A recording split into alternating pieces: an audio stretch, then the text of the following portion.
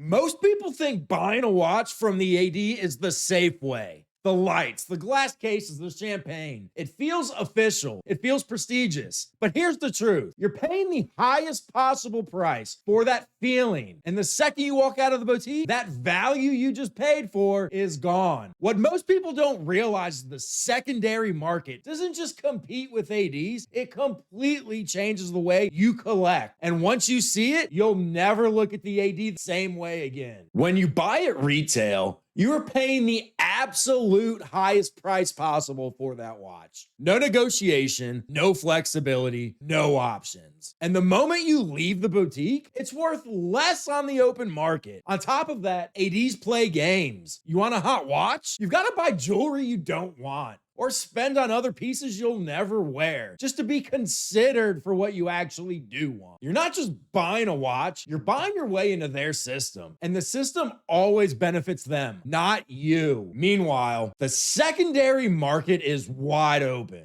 You're not just limited to what's in the glass case today. You have access to every catalog year, discontinued model, rare dials, special editions, everything the AD will never show you. And instead of being told what you can buy, you tell your dealer what you want. The right dealer sources it. And in a lot of cases, it's in your hands by tomorrow. No wait lists, no games, just the watches you actually want. Some people defend the AD because they're building a relationship. But let me ask you this. What happens when your sale rep leaves? Suddenly you're starting over with someone new who doesn't know you at all. That's not a relationship. That's dependence on a corporate structure. With a dealer, it's different. The relationship follows you, not the brand. A good dealer becomes your watch concierge. They travel to you. They suggest pieces you never thought of. They help you build your collection. That's a real relationship, and it has nothing to do with who's sitting behind a glass counter.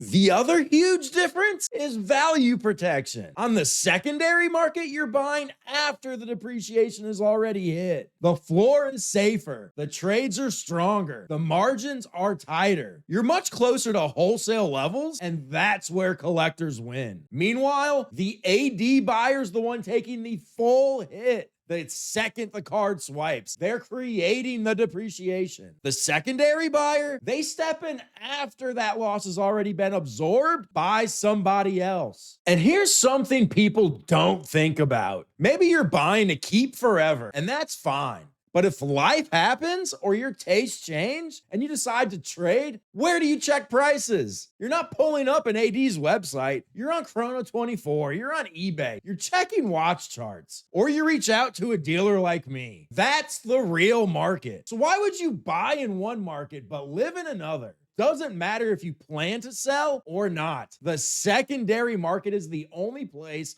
that reflects real value. Now, I'll be fair. If you're chasing ultra rare allocations or you just love the champagne and velvet boutique experience, then sure, the AD has its place. But if your goal is to buy smart, to protect your collection, and to have more options, the AD is simply the worst place to do it. So whether you're buying to hold forever or you want the freedom to move in and out of pieces, the secondary market isn't just an alternative, it's the better market. And with the right dealer, it's also the better experience. If you're ready to see what that looks like, reach out. I'll show you how to buy smarter, safer, and with a better experience than any AD can offer.